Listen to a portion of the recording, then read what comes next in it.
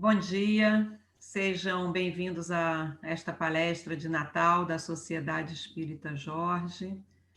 Vamos nos reunir hoje virtualmente, mas conectados por pensamentos, por sentimentos, por nossos corações. Vamos ler uma página do livro Vinha de Luz, de Chico Xavier, pelo Espírito Emmanuel. Lição 76. Na propaganda eficaz. É necessário que ele cresça e que eu diminua. João Batista, em João, capítulo 3, versículo 30. Há sempre um desejo forte de propaganda construtiva no coração dos crentes sinceros. Confortados pelo pão espiritual de Jesus, esforçam-se os discípulos novos por estendê-lo aos outros, mas nem sempre acertam na tarefa. Muitas vezes, movidos de impulsos fortes, tornam-se exigentes ou precipitados, reclamando colheitas prematuras. O Evangelho, porém, está repleto de ensinamentos nesse sentido. A assertiva de João Batista, nessa passagem, é significativa. Traça um programa a todos os que pretendam funcionar em serviço de precursores do Mestre nos corações humanos. Não vale impor os princípios da fé.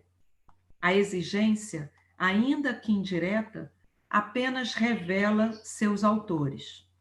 As polêmicas destacam os polemistas. As discussões intempestivas acentuam a colaboração pessoal dos discutidores. Puras pregações de palavras fazem belos oradores, com fraseologia preciosa e deslumbrantes ornatos da forma. Claro que a orientação, o esclarecimento e o ensino são tarefas indispensáveis na extensão do cristianismo. Entretanto, é de importância fundamental para os discípulos que o Espírito de Jesus cresça em suas vidas. Revelar o Senhor na própria experiência diária é a propaganda mais elevada e eficiente dos aprendizes fiéis. Se realmente desejas estender as claridades de tua fé, lembra-te de que o Mestre precisa crescer em teus atos, palavras e pensamentos, no convívio com todos os que te cercam o coração. Somente nessa diretriz é possível atender ao divino administrador e servir aos semelhantes, curando-se a hipertrofia do eu. Agradecemos hoje a oportunidade de estarmos reunidos virtualmente, conectados nesse momento de vibrações, de renovação de esperanças, de encorajamento, de fortalecimento da fé e das forças de cada um de nós. Que possamos, hoje, refletindo sobre o tema do Natal, guardar essas vibrações, essas energias, levando-as para o ano novo, para o nosso dia a dia. Muito obrigada pela oportunidade da troca, do encontro e do aprendizado. Hoje nós temos conosco a Ana Cristina Hildebrand, que vai fazer a palestra do Natal. Muito obrigada, Ana. Seja bem-vinda. Bom dia, Regina. Bom dia, amigos da Sociedade Espírita Jorge. Um Feliz Natal para todos. Feliz Natal para todos nós. Que Jesus nos abençoe, né? Nessa manhã de sexta-feira, que é Natal. Então, gente, eu recebi, né, a incumbência de falar do Natal, a importância e o quanto o Natal é uma data maravilhosa para todos nós que somos cristãos e, como muito bem retratou aí a página de abertura, né, como esse Natal com Jesus é importante para todos nós, a ponto de que nós precisamos mesmo falar dele, precisamos colocá-lo, né, nas nossas vidas. A gente diminuir enquanto ego para dar força, dar vida a Jesus, nosso mestre, que hoje faz aniversário, e ao Cristo e a Deus que está dentro de nós, né? A centelha divina que nós temos em nós, já que somos espíritos saídos de Deus, né? Criados por Deus. Então, gente, nesse ano, especialmente, em que o nosso Natal certamente foi bem diferente daquilo que nós acostumávamos, né, a considerar como Natal. Para alguns, talvez tenha menos presente, para outros, tenha tido até menos comida, para outros, provavelmente, faltou alguém, né? Uns porque desencarnaram, mas outros até porque não dá para juntar, né? Reunir a família, não foi possível. E aí nós estamos vivendo tudo muito novo, né? Em vez de ir à Sociedade Espírita Jorge para abraçar os companheiros, né? Todos estamos nas nossas casas, inclusive essa gravação está sendo feita antes do Natal acontecer. E aí, vocês que estão ouvindo, estão aí pensando, né, como foi o meu Natal, como está sendo o meu Natal dentro de casa, né? Teria sido tão bom sair, ir lá, abraçar o pessoal, ouvir a palestra pessoalmente e interagir com as pessoas, tudo muito novo. E aí a gente questionou, né, muito antes, e alguns ainda talvez estejam se questionando, né? Eu não tinha motivos mesmo para comemorar o Natal, ou, enfim, por que comemorar se eu estou sem emprego, se eu estou preso dentro de casa, se o meu ente querido não está mais comigo, se a minha família está longe, eu não pude viajar, enfim, se eu não posso nem sair para ir à casa espírita, né? E aí a gente traz essa mensagem de alegria porque Jesus, desde a sua vinda, ele acreditou em nós e apostou tanto nas nossas capacidades, com todos os exemplos que ele nos deu, com toda a sua vida, com todos os símbolos que acompanharam o seu nascimento e a sua infância, porque nós não temos assim aquele 100% de certeza, né? Que as histórias que nós conhecemos do nascimento, da infância, até alguns episódios da vida de Jesus, às vezes a gente fica assim, mas será que foi exatamente assim? A gente não tem uma certeza absoluta, mas Deus, Jesus, né? Que veio trazer o amor de Deus por nós. Ele foi tão maravilhoso e ele acreditava e acredita até hoje tanto na nossa capacidade que até mesmo as intervenções, as possíveis intervenções humanas que não tenham tido as intenções mais nobres, elas foram aproveitadas por Jesus e pelos seus colaboradores para que nós pudéssemos aprender com elas. Então, vamos continuar com Emmanuel, porque, inclusive, esse nome de Emmanuel é um nome muito sugestivo, né? Que ele escolheu porque Emmanuel é Deus conosco, né? E numa dessas versões da Anunciação do Anjo, o anjo disse que o que viria seria Emmanuel, né? Seria chamado Deus conosco. Então, vamos permanecer com o nosso espírito, nosso amigo Emmanuel, que por meio do querido Chico Xavier também, outro grande amigo de Jesus e nosso, trouxe várias páginas lindas como essa que foi lida na abertura. Então, eu vou ler aqui. Estou lendo em braille, tá, gente? Vocês não estão vendo o livro, porque o livro está aqui no meu colo. Ele é muito pequenininho, né? Para não dizer o contrário. Se eu colocá-lo em cima aqui da bancada, provavelmente vocês não vão me ver.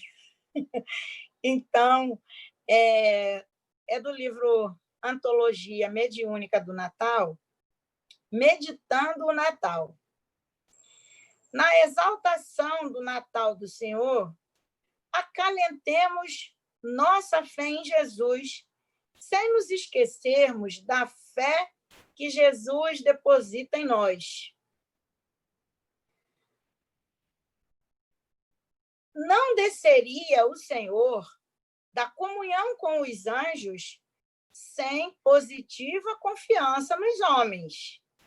Olha só como é interessante. Jesus é um espírito puro e vivia lá vive, né, naturalmente, entre os espíritos puros. Mas ele veio fazer um estágiozinho aqui na Terra, um estágiozinho bem difícil, por sinal. Mas veio fazer isso para quê? Para passear? Não, porque não foi muito divertida a vida dele, né?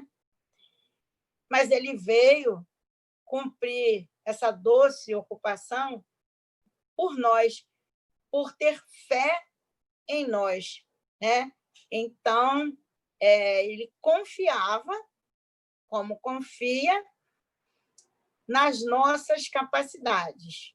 Foi essa frase: não desceria o Senhor da comunhão com os anjos sem positiva confiança nos homens. É por isso que, da manjedoura de simplicidade e alegria à cruz da renunciação e da morte, vemo-lo preocupado na recuperação das criaturas. Convida pescadores humildes ao seu ministério salvador e transforma-os em advogados da redenção humana. Então, vejamos esse trecho. Quem eram os discípulos de Jesus? Homens simples, homens que trabalhavam, que lutavam, que tinham suas profissões, suas famílias e as suas dificuldades. Homens para quem às vezes faltavam recursos, homens que eventualmente perdiam entes queridos, que trabalhavam, que se cansavam, que suavam. E esses trabalhadores, principalmente os pescadores, que também não deixa de ser uma coisa simbólica, né? Porque Jesus convidou Pedro para ser pescador de almas, né? Então, como é bonito, né? Você pesca o peixe para trabalhar, para comer, para vender, mas as almas você não pesca para você, pesca para Jesus, pesca para o reino de Deus. Então, esses pescadores, que eram homens simples, eles vão se tornar advogados da nossa redenção. Eles vão defender as nossas causas, não aquelas causas, né, da justiça material pela herança ou porque nós tivemos um problema com a operadora de telefone, mas as nossas causas espirituais, né? Os nossos erros, as nossas dificuldades, os vícios que nós ainda trazemos na alma, né? precisamos nos educar, e temos agora esses professores, doutores, esses que nos defendem, trazendo para nós ensinamentos, curando as nossas mazelas e pedindo a Jesus por nós, né? Então, Emmanuel continua: vai ao encontro de Madalena, possuída pelos adversários do bem, e converte-a em mensageira de luz. Madalena era uma prostituta. Então, claro que dizem que ela era uma mulher rica, né? Uma cortesã famosa, ilustre, é o que algumas páginas nos trazem, né? Mas ela tinha felicidade nessa vida material, com perdão da latinha, né? Madalena era feliz? Provavelmente não, né? Pelo menos é isso que ela revela nas histórias que nós lemos a respeito dela. Mas quando ela conhece, quando ela encontra Jesus, e Jesus a convida, ela se recupera do apego aos bens materiais e daquela busca de amor, de satisfação desenfreada, né? Que ela tinha, utilizando métodos que não favoreciam a ela e nem aos homens que a procuravam, diga-se de passagem. Então, quando ela se recupera por amor a Jesus, pela causa de Jesus, ela também colabora com a recuperação desses homens, e ela vem trazer, mesmo para nós, séculos depois, uma ideia de esperança, que nós, apesar de qualquer tipo de erro que nós estejamos cometendo hoje, nós podemos nos recuperar para Jesus, para Deus, para o bem, para nós mesmos, inclusive, né? Trabalhando pela nossa felicidade. Chama Zaqueu, mergulhado no conforto da posse material, e faz dele o administrador consciente e justo. Nós gostamos, muitas vezes, de criticar aqueles que têm muito mais do que nós, né? Às vezes, a nossa crítica é até bastante justa, porque não é cristão a gente viver num mundo onde alguns estão mergulhados numa abundância, onde a pessoa não vai usufruir, nem sequer os filhos e os netos vão ter tempo de usufruir do que tem. E outros que não têm, muitas vezes, o necessário, que dependem da caridade, que dependem de benefícios do Estado, que dependem, né? Dependem indefinidamente, comprometem as suas vidas, comprometem a sua autoestima, enquanto outros não conseguem nem usar o que têm. Então, um mundo desse está bem longe da proposta de Jesus. Mas, muitas vezes, a gente reclama daqueles que têm muito também por um pouquinho de inveja, né? Que a gente gostaria de possuir um pouco mais. Cada um conhece e vai saber o seu coração. Mas Jesus diz para esses homens, como ele disse para Zaqueu, né? Como ele fez até com o próprio Levi, que era também cobrador de impostos e veio a ser um discípulo, né? O Mateus, que inclusive depois escreve, porque ele era um dos mais bem instruídos do grupo, então ele tinha como fazer anotações daquilo que ele julgava mais importante, e deixou para nós o Evangelho, um dos Evangelhos. Então, Jesus tira, como Emmanuel citou aqui, o Zaqueu daquela condição de ser tão pequenininho que precisava subir numa árvore para ver Jesus, porque com a estatura dele isso não era suficiente, Jesus traz Zaqueu desse mundo de posse material,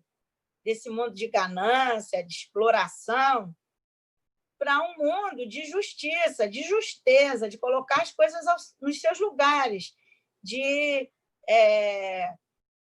retribuir, vamos dizer, retribuir não é a palavra correta, de restituir, é melhor, restituir àqueles que ele tenha lesado com o dobro do que ele tirou. Enfim, Zaqueu, naquele momento, ele aprendeu a ser justo quando Jesus entra na casa dele, no coração dele. E todos nós temos essa oportunidade de aprender a ser justos, né? A só fazer ao outro aquilo que nós queremos que o outro nos faça, que nós admitimos que seja feito para nós. E também de, caso eventualmente, puxa, eu errei com fulano, então eu tenho a oportunidade de ir lá, de me retratar, pedir perdão, eu posso tentar resolver o problema que eu criei para o meu companheiro, que assim foi com Zaqueu. Então, eu posso me desapegar de mim mesma, como eu posso me desapegar dos meus bens materiais. Não estou dizendo que isso é fácil, não, tá, gente? Porque isso, infelizmente, para nós ainda é um trabalho, tá? Nós estamos aí ao longo dos séculos. E, nesse momento, até que nós estamos passando, nesse Natal tão diferente que nós estamos tendo, é até um bom ponto de reflexão. A gente conseguindo se desapegar daquele padrão de Natal que nós tínhamos, de fazer aqueles grandes amigos ocultos, aquela festa da empresa, aquele jantar maravilhoso, aquele churrasco com a família, né? Que muitas vezes não podia ser no dia do Natal, porque aí um tem que ir para a casa da sogra, outro vai visitar a mãe fora do Rio, enfim, em outra cidade. Mas aí, quando marca-se, né? Não, então, dia 19 de dezembro, vamos reunir todo o pessoal de um determinado grupo, vamos fazer uma festança num clube, tem piscina, e é maravilhoso. Como é que foi a nossa reação esse ano, desapegando desse tipo de Natal, né? E até num nível mais profundo, né? Nós tivemos uma ausência de alimento, né? De repente, em vez de comer bacalhau, eu tive que comer frango assado da padaria. E aí? Como é que foi isso para mim, no meu coração? Porque comer, eu comi do mesmo jeito, né? Talvez tenha faltado alguém. Então, nós podemos confiar, esse alguém está bem tratado pela espiritualidade, ele está no lugar onde ele precisa estar, onde ele pode estar nesse momento, e nós estamos aqui exercitando o nosso desapego, como Zaqueu conseguiu quando Jesus nasceu para ele, no dia que o visitou. Então, Emmanuel continua nessa página, meditando o Natal, falando, né, que Jesus não conhece qualquer desânimo ante a negação de Pedro, quando Pedro o negou lá no momento, né, que ele estava sendo, que Jesus era preso, né? E nele, em Pedro, Jesus edifica o apostolado fiel,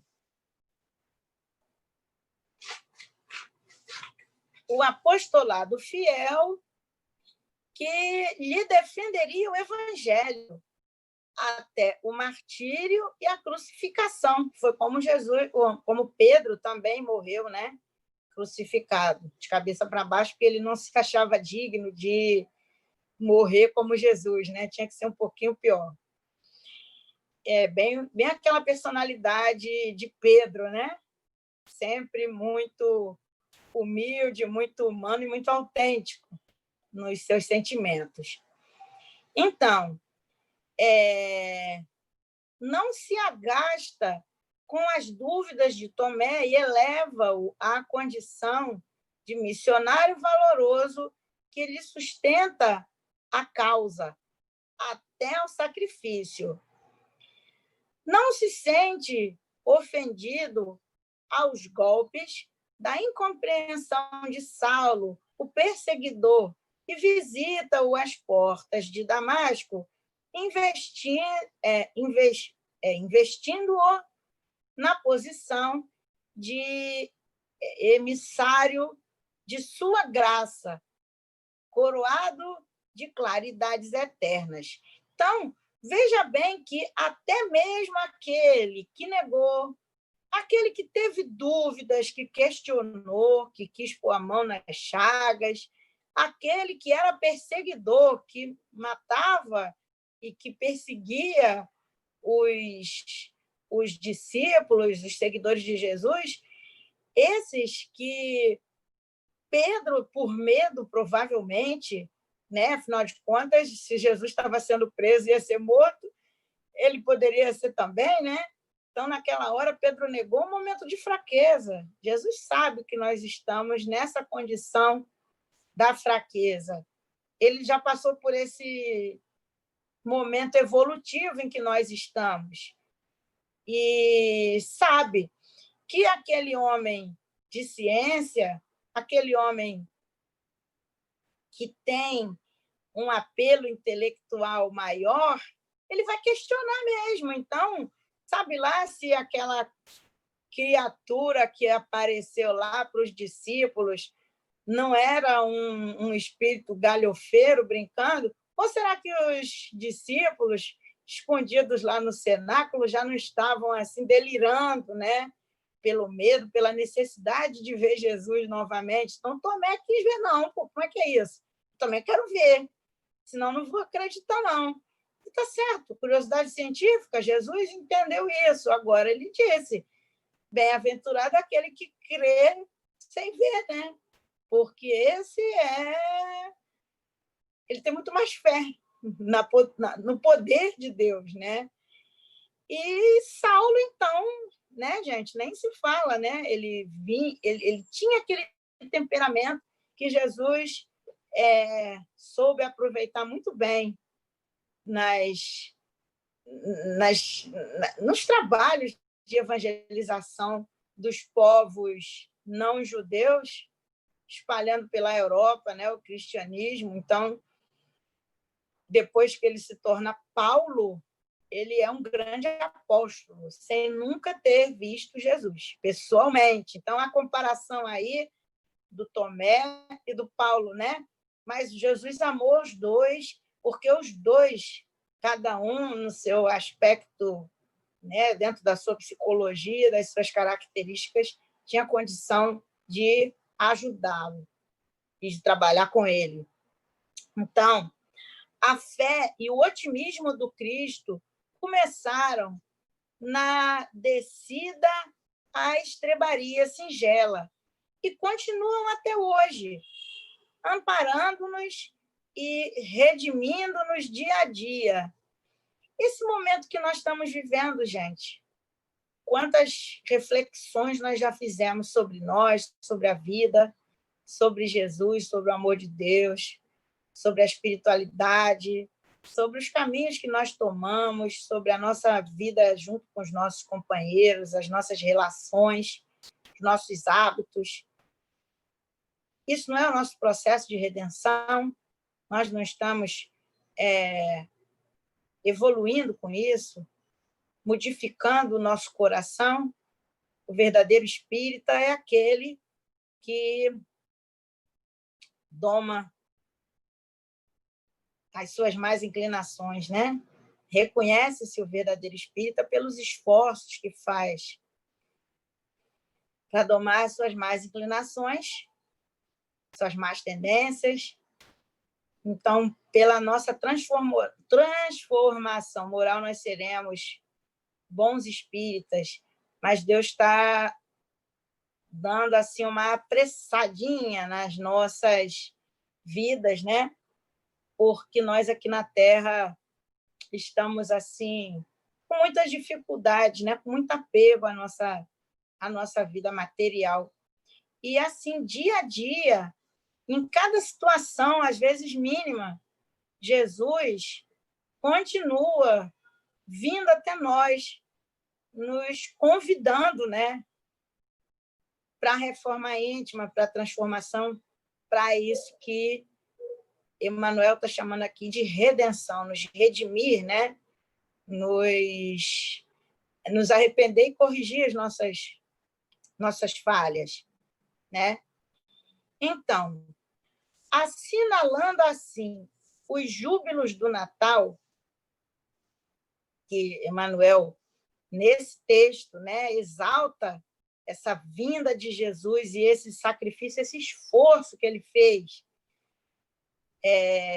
de vir até nós, de nascer na manjedoura, de ter aquele berço humilde, aquela cena do presépio tão linda, né, que Francisco de Assis imaginou, ele que foi, né, um grande apóstolo de Jesus e continua sendo. Então, assimilando assim os júbilos do Natal, recordemos a confiança do Mestre e afeiçoemo-nos à sua obra de amor e luz, tomando por marco de partida a nossa própria existência. Não importa o que nós já fizemos, né? Lá para trás, nas outras vidas, devemos ter feito algumas bobagens. A gente sabe disso, a gente estudou doutrina, né? Estuda, está aqui aprendendo sobre a reencarnação, mas agora nós podemos tomar como marco inicial da nossa redenção o dia de hoje, o Natal de 2020. O Senhor nos conclama a tarefa que o Evangelho nos assinala. Nos primeiros 3 séculos de cristianismo, os discípulos que lhe ouviram a celeste revelação levantaram-se e serviram-no com sangue e sofrimento, aflição e lágrimas. Foram aqueles séculos, né, do martírio, dos trabalhos, quando o cristianismo era uma religião, era uma prática, não era uma religião formal, mas era uma prática e uma fé clandestinas, né, em todas as nações daquela época, né? E aqueles que conheceram Jesus e mais tarde conheceram os discípulos de Jesus e mais tarde conheceram os que ouviram dos discípulos, eram aqueles que foram da primeira hora, aqueles que já eram os espíritos bem preparados, que serviram realmente com exemplo de suor, de sangue, de trabalho árduo na clandestinidade.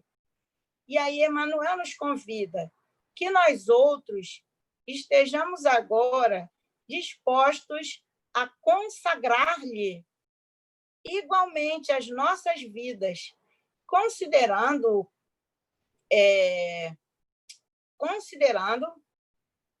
o crédito moral que a atitude dele para conosco significa. Vejam bem, o crédito moral. Jesus nos deu um crédito, ele acreditou em nós, né, com tanta força, com tanta certeza, que isso é para levantar a autoestima de qualquer um, né? Então, aprendamos, trabalhemos e sirvamos até que um dia, qual aconteceu ao velho Simeão na obra... Desculpa, gente. Vou começar de novo aqui esse parágrafo. Aprendamos, trabalhemos e sirvamos, até que um dia, qual aconteceu ao velho Simeão da Boa Nova, aquele senhor que viu Jesus lá no templo, quando Maria e José foram apresentá-lo, né? No dia da circuncisão, possamos exclamar ante a presença divina: agora, Senhor, despede em paz o teu servo, segundo a tua palavra, porque, em verdade, meus olhos já viram a salvação. Então, se nós tivemos o Natal, se Jesus nasceu naquela noite fria, naquela noite escura, se Jesus teve os pastores que o foram visitar, pessoas tão simples. Aqueles pastores podemos ser nós, né? Se o frio da noite foi amenizado pelos animais, na nossa vida material, quanta coisa nós podemos oferecer a Jesus? Nossa força de trabalho, o nosso dinheiro, se ele for um pouquinho mais do que a nossa necessidade, a nossa alegria, as nossas palavras, a nossa saúde, quando nós a temos, os nossos pensamentos, as nossas preces. Quantas coisas, né? Nós temos como os animais, como os reis, visitaram e ofereceram presentes. Quais são os presentes que nós podemos oferecer a Jesus? A nossa gratidão, né? Por ele ter vindo, por ele nos amar, por ele cuidar de nós até hoje, apesar de todas essas dificuldades aí que na vida de Pedro, de Paulo, de Tomé, de Madalena, cada um de nós tem as suas. Então, apesar de todas essas dificuldades, nós estamos vivendo e estamos progredindo, e Jesus nos ama, e Jesus continua nos chamando todo ano no Natal e todos os dias. Se nós deixarmos que a lembrança do Natal e o exemplo de Jesus estejam conosco durante o ano todo. E, assim, nós, como Simeão, poderemos ver a salvação, ver a nossa possibilidade de felicidade, que a felicidade completa ela não é aqui, mas nós podemos acreditar nela. Então, Simeão era um homem já velhinho, bem idoso, provavelmente ele já ia desencarnar em breve, ele mesmo disse, né, segundo a tua palavra, né, pode despedir o teu servo, se for o caso, porque agora eu já vi a salvação. Eu já vi que Jesus está entre nós. Eu sei que Jesus realmente está aqui, nos ama e vai trabalhar sempre pela nossa evolução. Então, podemos acreditar, podemos ter esperança. Então, gente, está difícil, está esquisito, mas vai melhorar. Covid vai embora. As condições de vida na Terra vão melhorar. Nós conseguiremos sobreviver a tudo, até porque quem desencarna continua vivo. E se nós aceitarmos esse convite de Jesus para, como Emmanuel colocou aqui, né, aprender, trabalhar e servir, esse momento de felicidade virá mais rápido. Então, confiemos e tenhamos esperança. Eu quero, mais uma vez, agradecer a toda a direção da Sociedade Espírita Jorge, todos os trabalhadores e frequentadores e amigos, a todos que estão ouvindo, pela paciência, né? Ao pessoal da Sociedade Espírita Jorge, eu agradeço pela confiança, né?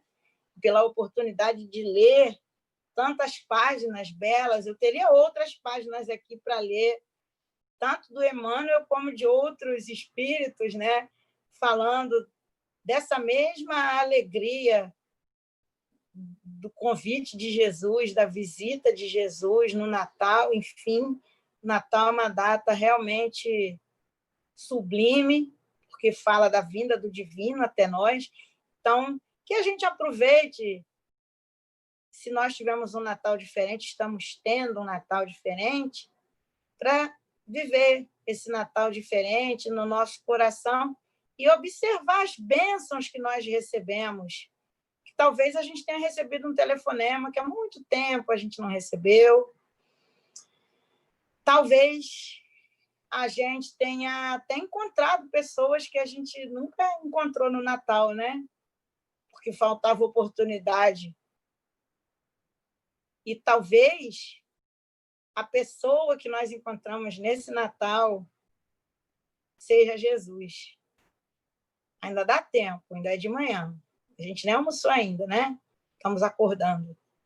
Então, vamos receber Jesus na manjedoura do nosso coração? Que Jesus nos abençoe e nos dê muita paz nesse Natal, um ano novo de realizações e, enfim, saúde e equilíbrio nesse momento de transição do planeta Terra e de renovação, de redenção dos nossos corações. Um grande beijo para todos. Feliz Natal! Obrigada, Ana Cristina. Agradecemos pelas reflexões, pelas palavras, pelos ensinamentos que você trouxe, que tudo isso possa nos fortalecer também para o ano novo e possamos levar esse aprendizado, essas experiências que você nos trouxe, os exemplos, para o nosso dia a dia. E aí encerramos hoje aqui assim esse encontro de Natal, agradecendo a Deus, Pai de infinito amor, sempre, e pedindo que nesse ano novo, ao longo de cada dia, possamos vivenciar esses ensinamentos, levando paz, vivenciando fraternidade, serenidade, compreensão e transformação em nós mesmos, para que possamos levar isso para fora depois. Uma boa semana a todos, muita paz e um feliz ano novo também.